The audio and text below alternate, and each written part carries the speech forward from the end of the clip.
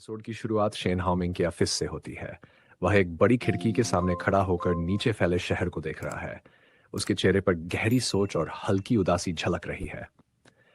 वह अपने असिस्टेंट शेनलिन से पूछता है, तुम्हें क्या लगता है मैं कैसा इंसान हूं? शेनलिन बिना देर किए उसकी तारीफों की झड़ी लगा देता है। आप काइंड हैं, इंटेलिजेंट हैं और एक विजनरी लीडर भी। लेकिन हाउमिंग उसकी फ्लैटरी को नजरअंदाज करता है और फिर एक गंभीर सवाल पूछता है, क्या मैं जिंदा ग्रुप का छोटा बॉस हूं या बस शेन हाउमिंग?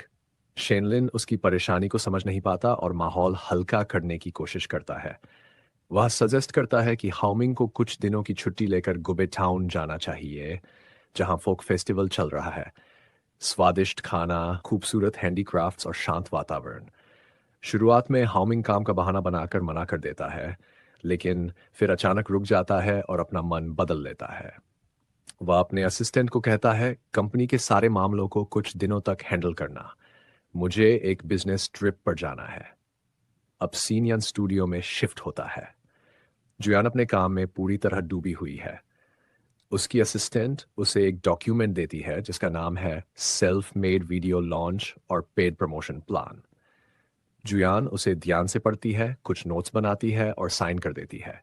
तभी उसकी बहन क्याओलिन आती है और एक और डॉक्यूमेंट पर सिग्नेचर करवाने लगती है। वह याद दिलाती है, गुबे टाउन के डायरेक्टर झांग ने फोन किया था, पूछ रहे थे कि तुम कब जा रही हो। जुयान थोड़ा चौंक जाती है। ओह, मैं तो पूरी तरह भूल ही गई थी। उसके शब्द बताते हैं कि वह हाल के दिनों में काम के बोझ और स्ट्रेस से कितनी थक चुकी है। क्याओलिन उसे समझाती है, थोड़ा रिलैक्स करो दीदी, ये ट्रिप सिर्फ इंस्पेक्शन के लिए नहीं, तुम्हारे लिए एक छोटा सा वैकेशन भी है। हर बात दिल पर मत लो। जुयान मुस्कुराती है और मान जाती है, ठीक है, जैसे ही नया कंटेंट ऑनलाइन जाएगा और कोई दिक्कत नहीं होगी मैं निकल जाऊंगी। वह स्टूडियो की जिम्मेदारी अपनी बहन को सौंप देती है। क्याओलिन मजाक में कहती है, डे ड्रीमिंग कर रही हो क्या? जुयान मुस्कुराकर जवाब देती है, शायद। यह सीन दोनों बहनों के बीच के गहरे भरोसे और स्नेह को खूबसूरती से दिखाता है। अब कहानी गुबे टाउन के मंत्रमुग्ध कर देने वाले दृश्यों में पहुंचती है। पहाड़, पारंपरिक इमारतें और शांत नदी में बहती नावें। एक मोन्टाज में दिखाया जाता है कि शेन हाउमिंग नाव चला रहा है और उसके चेहरे पर सुकून और आजादी झलक रही है। दूसरी ओर जुयान अपनी कार में शहर पहुंचती है कि फैन डायरेक्टर झांग खुशी से उसका स्वागत करता है। चांद और सितारों का इंतजार करते हुए आखिरकार मैंने आपको यला ही लिया। जुयान लाल ड्रेस में बेहद खूबसूरत लग रही है और कहती है, यह जगह तो मेरी कल्पना से भी ज्यादा सुंदर है। झांग मुस्कुराकर जवाब देता है, अंदर का नजारा तो और भी शानदार है। आपका कमरा तैयार है, आइए मैं आपको टूर करवाता हूं। जब वे पुल पर चलते हैं तो एक युवा महिला उनसे मिलती है, मानजिया, जो शहर के मशहूर शेंडिंग बार की मालिक है। डायरेक्टर झांग दोनों का परिचय कराता है। मानजिया मुस्कुराकर कहती है, आप जुयान है ना? हम पहले मिल चुके हैं। जुयान थोड़ी हैरान होती है, फिर उसे याद आता है कि वे कहाँ मिली थी। मांजिया उसे अपने बार में आने का निमंत्रण देती है। वहां से इस शहर का सबसे खूबसूरत नजारा दिखता है। सीन धीरे धीरे एक पतंग की दुकान की ओर बदलता है जहां शेन हाउमिंग दिखाई देता है। आगे कहानी यहीं से आगे बढ़ती है। एपिसोड आगे बढ़ता है। शेन हाउमिंग अपने स्कूटर पर गुबे टाउन की गलियों से गुजरता हुआ एक पतंग की दुकान पर पहुंचता है। वहां उसका पुराना दोस्त और दुकान का मालिक लाओ, वो उसे देखकर मुस्कुराता है और मजाक में कहता है, आज तुम पतंग बनाने नहीं आए? क्या काम से फ्री नहीं मिले? हाउमिंग हंसते हुए जवाब देता है, आज मुझे रंगाई की कार्यशाला में जाना है, जहां पारंपरिक रंग बनाने की कला सिखाई जाती है। लाओ वो मुस्कुराकर कहता है, तुम्हारे लिए मैंने एक खास पतंग तैयार की है, अगली बार आकर जरूर बनाना। हाउमिंग सिर हिलाकर वादा करता है कि वह जरूर लौटेगा और फिर स्कूटर स्टार्ट करके निकल जाता है। उधर डायरेक्टर झांगजुयान को शहर की गलियों में घुमा रहा है। वो बड़े उत्साह से उसे गुबे टाउन की हिस्ट्री, ट्रेडिशन और कल्चर के बारे में बताता जा रहा है। जब वे एक पतंग की दुकान के पास से गुजरते हैं तो उसी वक्त हाउमिंग अपनी पतंग लेकर दुकान से बाहर निकलता है। उसकी नज़र जुयान और डायरेक्टर झांग पर पड़ती है। दोनों को साथ देखकर वह चौंक जाता है। एक पल के लिए वो रुकता है, फिर बिना कुछ कहे जल्दी से अपनी स्कूटर पर बैठकर वहां से चला जाता है। जैसे ही वह गुजरता है जुयान उसे देख लेती है। और पूरी तरह हैरान रह जाती है। वो यहां कैसे? डायरेक्टर झांग नोटिस करता है और पूछता है, क्या हुआ मिस जुयान? लेकिन जुयान कुछ बोल नहीं पाती, बस चुपचाप खड़ी रह जाती है। अब सीन बदलता है, एक खूबसूरत डाइंग वर्कशॉप में। वहां वातावरण बेहद शांत और कलात्मक है। चारों ओर रंग बिरंगे कपड़े सूख रहे हैं, हवा में रंग और मिट्टी की खुशबू घुली है। जुयान स्कूटर से वहां पहुंचती है और गाइड के साथ टूर पर जाती है। गाइड सबको बताती है कि कैसे प्राकृतिक पौधों से अलग अलग रंग तैयार किए जाते हैं। क्लास में कई लोग बैठे हैं और उनमें शेन हाउमिंग भी मौजूद है। वो पूरी लगन से नोट्स ले रहा है। जुयान उसे देखकर हैरान रह जाती है लेकिन कुछ कहती नहीं। गाइड जब नेचुरल डाइज के बारे में बताती है तो हाउमिंग अपनी जानकारी साझा करता है। हरा रंग आमतौर पर इंडिगो और पीले रंग के मिश्रण से बनता है।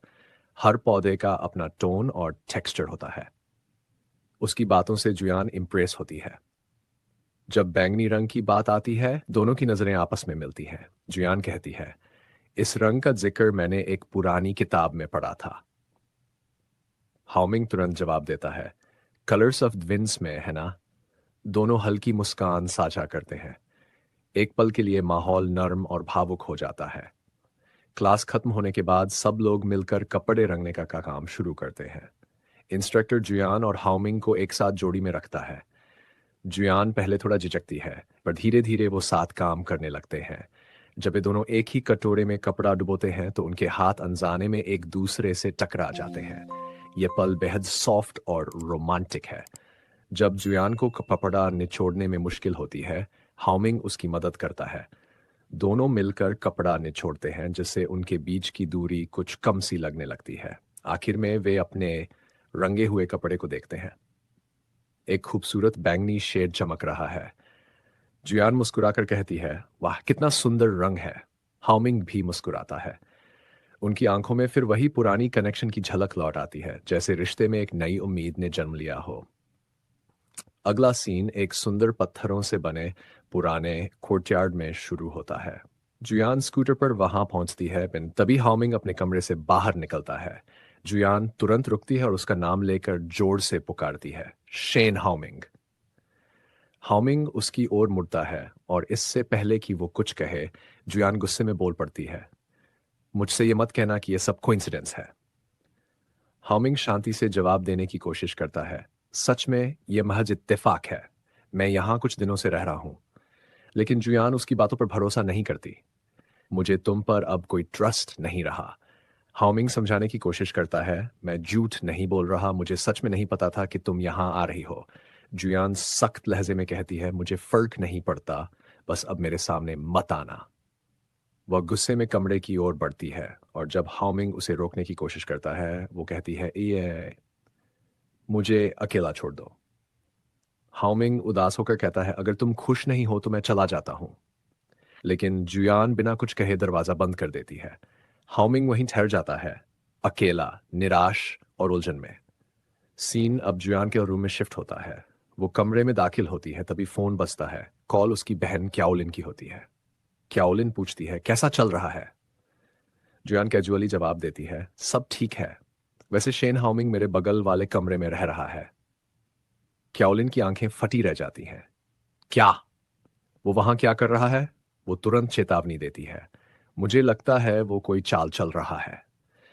जुयान मुस्कुराकर अपनी बहन को शांत करती है, चिंता मत करो, मुझे पता है मुझे क्या करना है। बस थोड़ा कंफ्यूज हूं कि वो चाहता क्या है। क्याओलिन फिर भी बेचैन है। वो जिद्दी गधा है, हार मानने वाला नहीं। दूसरी तरफ सीनियान स्टूडियो में क्याओलिन फोन पर बात खत्म करती है। तभी नया सीएफओ लिन ताओ उसके पास आता है। वो बताता है कि एक सप्लायर की पेमेंट में दिक्कत आ गई है क्योंकि अकाउंट में फंड्स कम है। क्याओलिन हैरान होती है, यह कैसे हुआ? जुयान तो सब पेमेंट पहले ही अरेंज कर गई थी। लिन ताओ अपनी गलती मानता है, मुझे एक नए ऑर्डर के लिए एडवांस देना पड़ा, जिससे कैश फ्लो गड़बड़ा गया। क्याओलिन शांत होकर स्थिति को समझती है और परिपक्वता से उसे सॉल्व करने की कोशिश करती है। सीन यही खत्म होता है और आगे कहानी में नया ट्विस्ट आने वाला है। ड्रामा का सीन शुरू होता है जहां कियाओलिन अपने नए सीएफओ लिन ताओ के साथ ऑफिस में फाइनेंशियल प्रॉब्लम सॉल्व करने में बिजी है। वह बहुत शांत अंदाज में उसे समझाती है कि घबराने की जरूरत नहीं है, बस सप्लायर से बात करके पेमेंट को थोड़ा आगे बढ़ा दें। इसी बीच डॉक्टर यूमिंग वहां आते हैं। वो कियाओलिन से कहते हैं कि वह अभी अभी अपने दोस्त लियांग जाओ से मिलकर आए हैं, जो फिल्म सेट पर चोट लगने के बावजूद काम कर रहा है। डॉक्टर यू मुस्कुराकर कहते हैं कि कियाओलिन उसकी बहुत बड़ी फैन है, तो क्यों ना वो उसे जाकर मिले। ये सुनकर कियाओलिन के चेहरे पर खुशी आ जाती है। दोनों के बीच एक प्यारा और हल्का फुल्का रोमांटिक मोमेंट बनता है। जब वे निकलने लगते हैं तो दोनों देखते हैं कि लिनताओ अकेला बैठा है, बहुत उदास। कैमरा धीरे से उस पर फोकस करता है और सीन उसकी लोनलीनेस पर रुक जाता है। अब सीन बदलता है।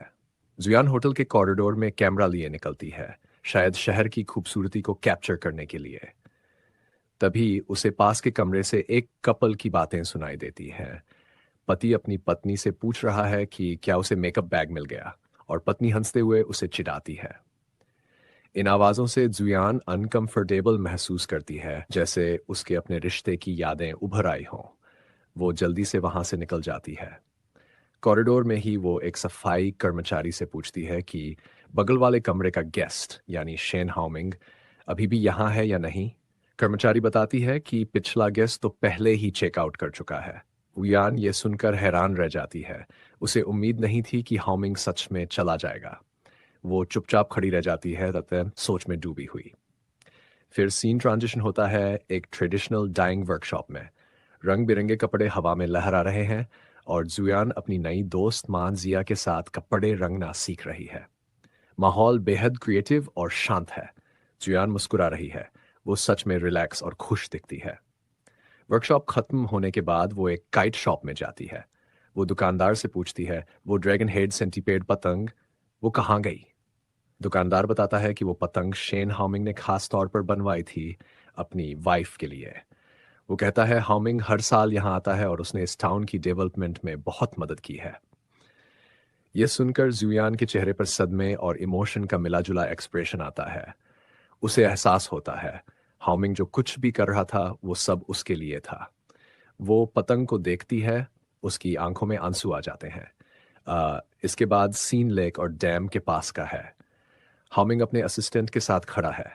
असिस्टेंट सीधे पूछता है, क्या आप यहाँ जुयान के लिए आए हैं या सच में रंगाई सीखने।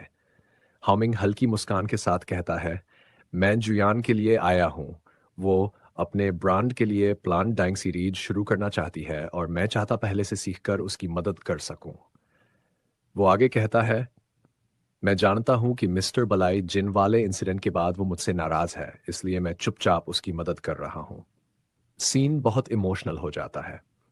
असिस्टेंट समझता है लेकिन पूछता है, अगर आप यहीं थे तो होटल छोड़कर क्यों चले गए। हाउमिंग कहता है, क्योंकि उसने कहा था कि वो मुझे अपने सामने नहीं देखना चाहती। वो नीचे देखता है, उसकी आंखों में दर्द छलकता है। अचानक सीन कट होता है। ओपन एयर थिएटर में रिहर्सल चल रही है। हाउमिंग एक पुराने नाटक छामी आन में धोखेबाज पति का किरदार निभा रहा है। रिहर्सल के बीच में वो नाटक रोक देता है और कहता है, आज के जमाने में कहानी की हीरोइनें वो दो औरतें होनी चाहिए, पत्नी और राजकुमारी, जो ऐसे आदमी के लिए लड़ना बेकार समझे। डायरेक्टर और बाकी कलाकार उसकी बात से सहमत हो जाते हैं और कहानी बदलने का फैसला करते हैं। दूर से जुयान ये सब देख रही होती है। वो मुस्कुरा देती है। पहली बार उसके चेहरे पर हाउमिंग के लिए सॉफ्टनेस दिखती है। रिहर्सल खत्म होने पर हाउमिंग वहां से चुपके से निकलने की कोशिश करता है, लेकिन दरवाजे पर ही उसे जुयान मिल जाती है। वो सख्ती से पूछती है, मुझसे छिप क्यों रहे हो। हाउमिंग धीरे से कहता है, क्योंकि तुमने ही कहा था कि मैं तुम्हारे सामने ना आऊं। मैं नहीं चाहता था कि तुम्हें और गुस्सा आए। वो आगे कहता है, मैं यहां सच में रंगाई सीखने आया हूं, ताकि जब हम बात करें तो हमारे पास कुछ कॉमन टॉपिक हो और ताकि मैं अपने दिल के जवाब ढूंढ सकूं। जुयान उसे देखती है। उसकी आंखों में सच्चाई झलकती है। वो कहती है, तो फिर धीरे धीरे अपने जवाब ढूंढो। तुम्हें मुझसे छिपने की जरूरत नहीं। वो स्कूटर पर बैठती है और जाते जाते हाउमिंग पूछता है, क्या मैं अब भी तुम्हारा क्लासमेट बन सकता हूं। जुयान मुस्कुराकर जवाब देती है, वक्त आने पर देखेंगे।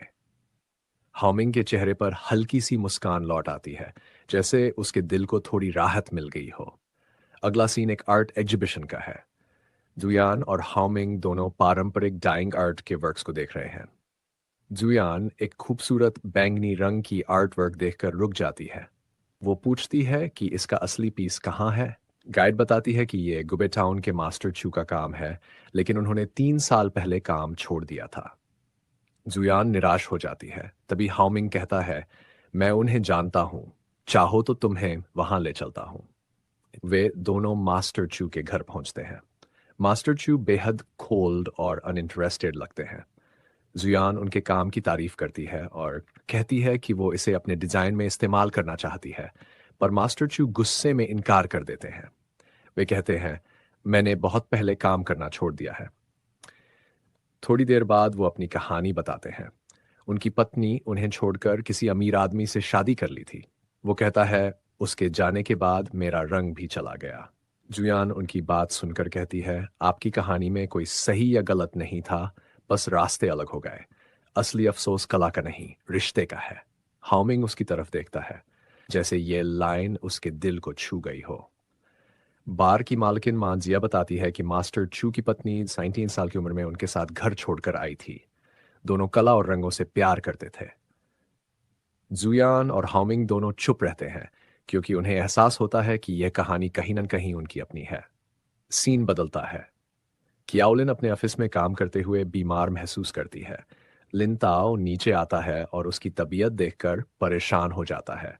वो कहता है, तुम्हें बुखार है। लेकिन कियाओलिन जिद करती है कि उसे काम पूरा करना है। वो कहती है, मैं जुयान को डिसअपॉइंट नहीं करना चाहती। यह सीन दोनों के बीच बढ़ते अटैचमेंट को दिखाता है। फिर वापस मास्टर चू के पास।